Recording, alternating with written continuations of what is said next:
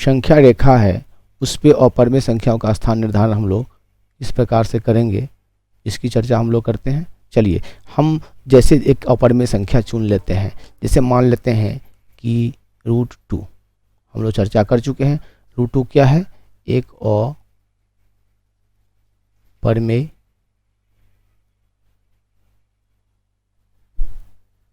संख्या है, इसी को हमें दिखाना है एक संख्या रेखा पर। अब हम लोग पहले एक संख्या रेखा बनाने की कोशिश करते हैं।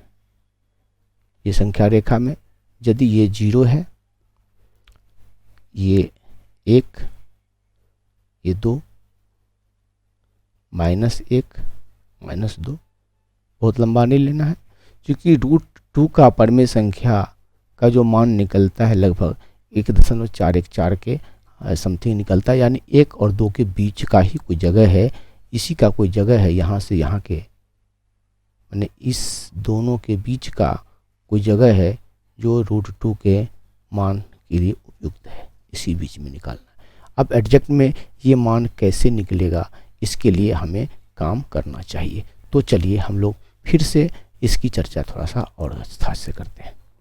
क्या करना होता है कि पहले एक स्ट्रेट सीधी रेखा लेते हैं और उस पर आप अपने स्केल का सहारा ले सकते हैं। जैसा अगर हम चाहें तो हम भी स्केल ले सकते हैं, तो हम भी एक स्केल ले लें। स्केल लिया मैंने, अब स्केल पर एक लाइन पहले खींच लेते हैं। स्केल पे एक लाइन हमें खींचनी है।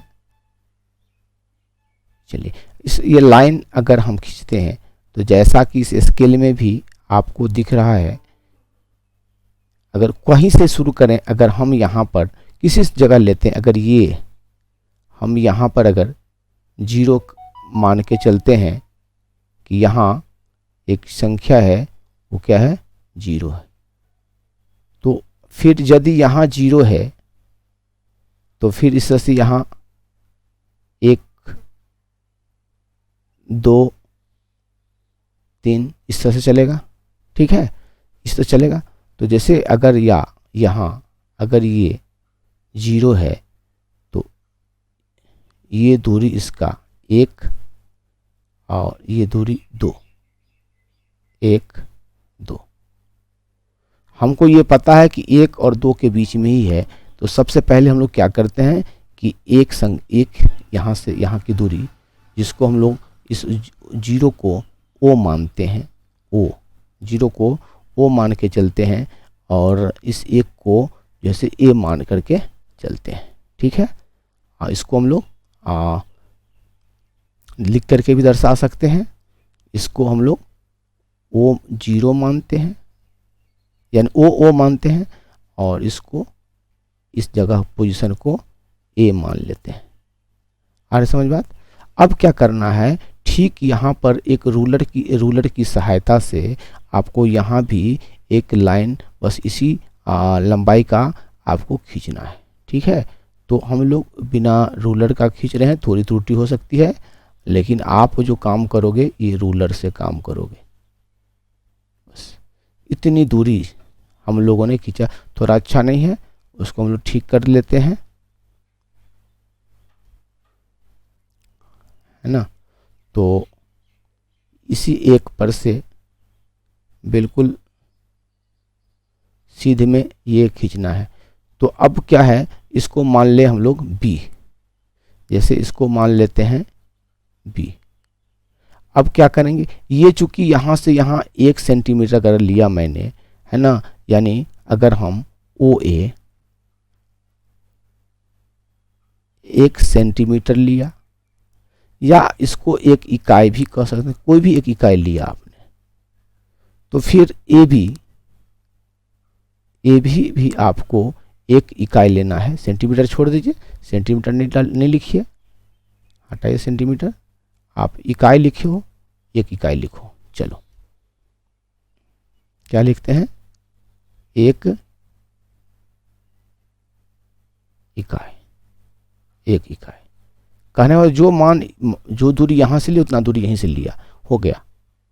अब क्या होगा, तो अब जब ये ले लिए तो अब इसको आप अपने स्केल के सहायता से इसको मिलाइए। अब देखिए यह एक समकोण त्रिभुज बना कि नहीं बना। ये जो लाइन आप जो खींचोगे तो ये ध्यान रखना यहाँ 90 डिग्री का कोण बनना है। तो यहाँ कंस्ट्रक्शन का काम नहीं है, इसलिए यहाँ जो खींचोगे रूलर के सहायता से खींचोगे, लेकिन ये ध्यान रखना है कि यहाँ जो एंगल बनेगा वो एंगल आपका कितना बनेगा, तो 90 डिग्री का 90 डिग्री का एंगल बनाना आवश्यक है यहाँ पे। इसी हिसाब से मैंने ये रेखा जो है ना पूरी बिल्कुल सीधी होनी चाहिए, लंब की तरह होनी चाहिए। और जब ये ओ ए एक इकाई लिया तो ओ ए बी भी 1 इकाई लिया, ये दोनों सेम है। अब देखिए पाइथागोरस प्रमेय आप जानते होगे, पाइथागोरस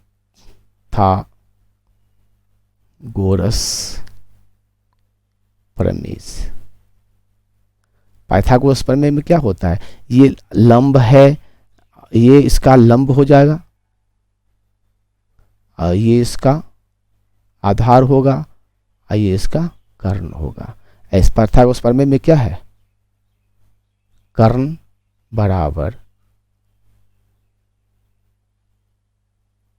क्या है, रूट अंडर लंब स्क्वायर और प्लस आधार स्क्वायर, यही ना है। कर्ण का अगर मान निकालना है तो हमें कर्ण क्या है, ए बी है, यही ए बी निकालना था। जो ए बी क्या निकलता है देखते हैं, ये ए बी का मान जो निकलता है, अगर ये लंब हमारा 1 है और 1 का स्क्वायर करेंगे, एक लंब है ना वो ए तो लंब है ना, ये क्या है हमारा लंब है, वो ए क्या है लंब है, और ए बी क्या है, सॉरी वो ए आधार है, वो ए क्या है आधार है, आधार है, और ये लंब है, ये लंब है। तो ए बी जो निकलेगा, ए बी जो कर्ण निकलेगा, ये होगा लंब का 1 इकाई, 1 का स्क्वायर, और फिर आधार जो है 1 का है तो 1 का स्क्वायर, मिला क्या हुआ 1 का स्क्वायर जोड़ 1 का स्क्वायर कितना हो, क्या होगा, अरे 1 और 1, 1 का स्क्वायर 1, 1 का स्क्वायर 1, यानी 1 जोड़ 1 यानी आ गया √2। मतलब ये √2 का मान कहाँ आया, यहाँ पे आया, √2 का मान यहाँ पर आया। अब हम एक चीज बताए थे कि अपर में से संख्या जहाँ होगा कहाँ होगा, तो हम बताए थे कि 1 और 2 के बीच में ही होगा कहीं पर ना, इसी बिंदु यहीं पे कहीं होगा ना, लेकिन ये तो निकला इधर। इसी को लेकर के ओ आर डे किंड और जी कैंटर महोदय की चर्चा जो मैंने किया था, वो कहते हैं ना कि संगत वास्तविक संख्या रेखा पर एक बिंदु है, प्रत्येक वास्तविक संख्या का, अपरमेय संख्या भी वास्तविक संख्या है, परमेय संख्या भी वास्तविक संख्या है, तो वो जितना भी वास्तविक संख्या है सभी का जो संगत जो है वो वास्तविक संख्या रेखा पर एक बिंदु होगा, एक बिंदु कहीं होगा तो इसी पर होगा। इसको कैसे हम लोग ड्रॉ करते हैं, देखिए इसकी चर्चा हम लोग करते हैं कि क्या करेंगे, तो एक प्रकार आपके प्रकार होता है औजार बसने प्रकार जिसमें पेंसिल लगा होता है, उसका एक जो बिंदु यहाँ रखते हैं, ठीक है, और दूसरा हम लोग जो पेंसिल लगा होता है यहाँ रखते हैं, और उसके सहारे से हम एक आर्क खींचते हैं, और वो आर्क सपोज कीजिए यहाँ आ गया, तो ये जो पॉइंट है ना, यही पॉइंट हो गया √2 का, बस ये पॉइंट है √2 का आंसर हो गया। ऐसे ही बनाते हैं हम लोग अपरमेय संख्या स्थान निर्धारण करते हैं। एक बार रिपीट करें क्या, देखो भैया, आप एक संख्या रेखा लिया, संख्या रेखा पर आपने 0 निर्धारित किया, और फिर 1 इकाई लिया, चाहे 1 सेंटीमीटर लो चाहे 1 इंच लिया, ठीक है, फिर 1 2 नाप कर लेते हैं, ठीक है, कोई दिक्कत नहीं है, और 1 इकाई जहां आता है वहाँ पर इसी जितना इकाई ये लिए हैं ओ ए, इसको ए ओ मानते हैं, इसको ए मानते हैं, और यहाँ से इसी रूप में एक इकाई ऊपर खींचते हैं लंब, यहाँ 90 डिग्री का कोण बनना चाहिए। अब इस दोनों को मिलाते हैं, इसके बाद यह एक समकोण त्रिभुज हो जाता है। तो समकोण त्रिभुज का जो मान निकालोगे तो उससे भी आपका आंसर पता चलेगा, लेकिन वो आंसर नहीं है मेरा, आंसर तो इस रेखा पर दिखाना है। इसके लिए आप प्रकार लोगे, प्रकार का पॉइंटेड भाग यहाँ रखोगे, पेंसिल वाला भाग यहाँ रखोगे, और इस पर एक कर्वेचर, एक आर्क खींच के लाओगे, जहाँ ये टच करेगा वही इसका √2 का वैल्यू संख्या का यही हो गया। ये हो गया आपका √2 के लिए। अब एक सवाल आता है कि √2 अगर ये है तो ये 1 है, ये 1 है, तो √3 भी अगर चर्चा कर दें कि √3 भी अगर एक परिमेय संख्या है तो क्या कैसे निकालोगे? देखो, अब इसी रेखा पर हम एक फिर से इसी रेखा पर एक हम लंब डालते हैं इसी एक के बराबर, ठीक है, यानी यह भी हमारा है, सो एक ए हो गया। रचना करें तो इसको ओ, इसको ए लिखा, इसको हम लोग दूसरे तरह से लिख लेते हैं। अगर ये ओ है, ये ए है और ये बी है, अब इसको हम सी मान लेते हैं, ठीक है। अब देखिए, जब इसको हम सी मान लिया, ये भी एक था, अब इसको हम लोग मिला लेते हैं। ये जो मिलाते हैं इसको इस रूप में कर लें,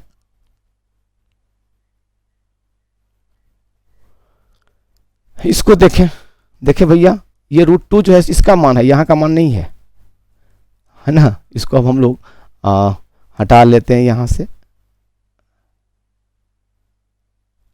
चलिए, √2 जो है यह अब इस रेखा का मान नहीं, पहले भी यही था, थोड़ा सा ठीक से लिखते हैं ना। √2 का मान ये है क्या, यहाँ है, और ये एक है, ये नहीं पता, तो इसका निकालो मान। ये भी तो एक समकोण त्रिभुज हो गया, चूंकि मैंने कहा कि यहाँ पर ये लंब डालना है, तो ये 90 डिग्री को का ध्यान रखना है। 90 डिग्री आपको प्रकार से 90 डिग्री का कोण बना करके बनाने की आवश्यकता नहीं है, आप केवल ड्रॉ करो 90 डिग्री, सीधा 90 डिग्री जैसा रहे संरचना। क्योंकि कंस्ट्रक्शन वर्क तो यहाँ नहीं कर रहे हैं, कंस्ट्रक्शन तो नहीं बना रहे हैं ज्यामिति का हम, ठीक है ना। तो अब हमारा ये इस त्रिभुज जो एक त्रिभुज हो गया। अब जो त्रिभुज है ना, तो त्रिभुज OBC एक समकोण त्रिभुज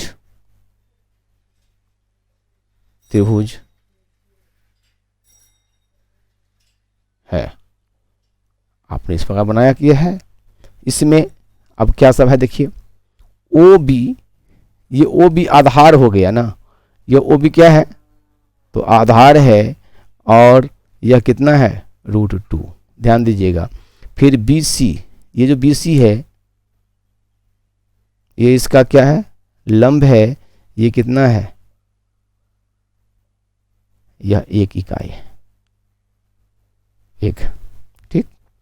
अब आपको निकालना है OC क्या होगा, OC तो कर्ण है, तो कर्ण के लिए वही रूट फार्मूला लगेगा, OC यानी कर्ण बराबर √अंडर लंब स्क्वायर प्लस आधार स्क्वायर, तो √2 और प्लस √2 का स्क्वायर और प्लस 1 का स्क्वायर, क्या होगा बाबू, देखो ये √2 अंदर में स्क्वायर है, तो ये √2 स्क्वायर से कट जाएगा, कटेगा तो ये 2 हो गया केवल, अब प्लस 1 है, ये 1 का स्क्वायर जो था, तो 1 का स्क्वायर करो, आप कितना बार भी करो तो 1 ही रह जाएगा ना, तो 2 1 3, यानी अब ये क्या निकला, √3 का मान निकल गया।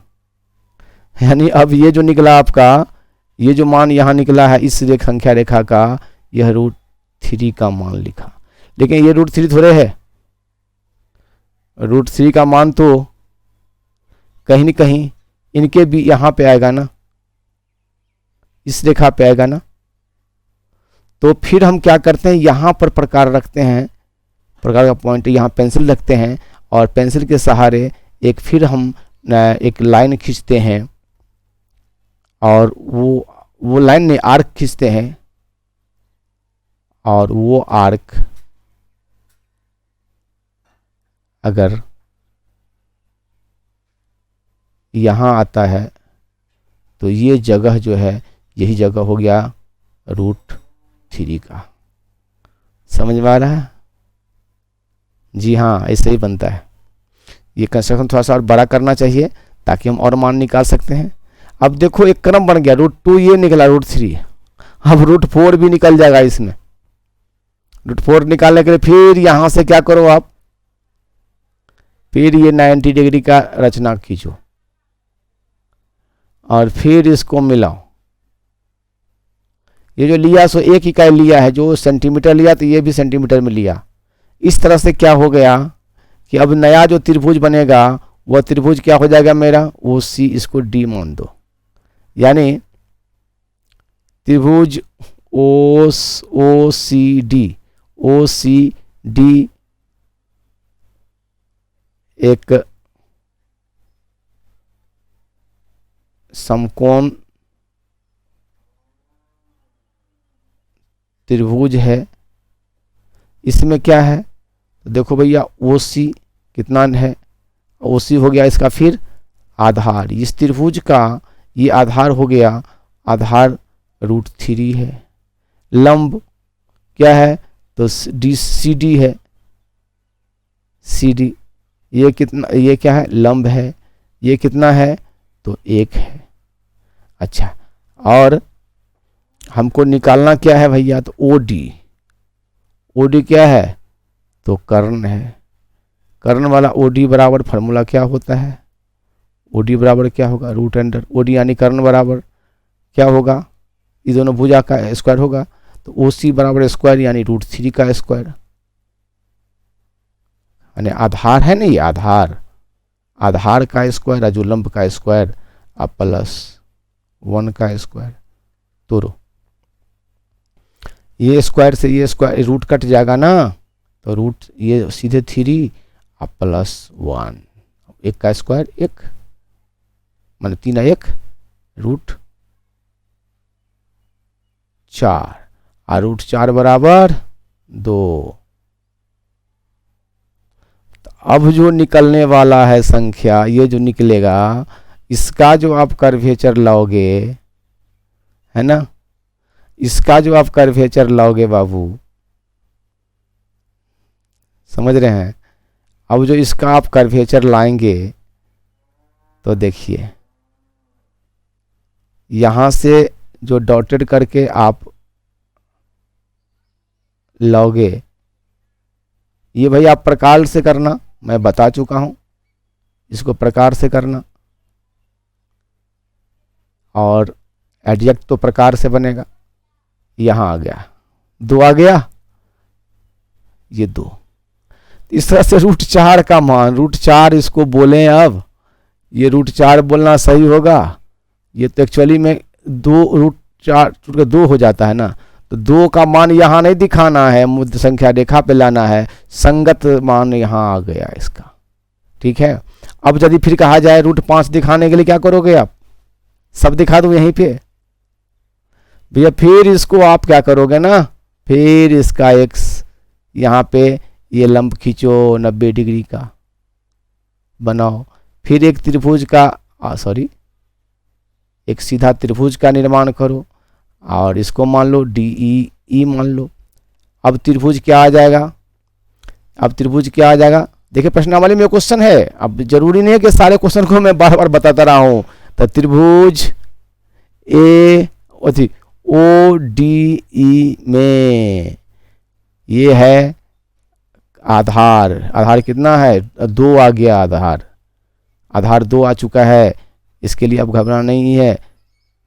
और इसको मैंने 1 लिया है तो +1 लिया, इसका स्क्वायर बराबर 2 दूना 4 और +1 का स्क्वायर 1, यानी √5। अब ये √5 का मान कहाँ जाएगा, यहां से बढ़ाओ,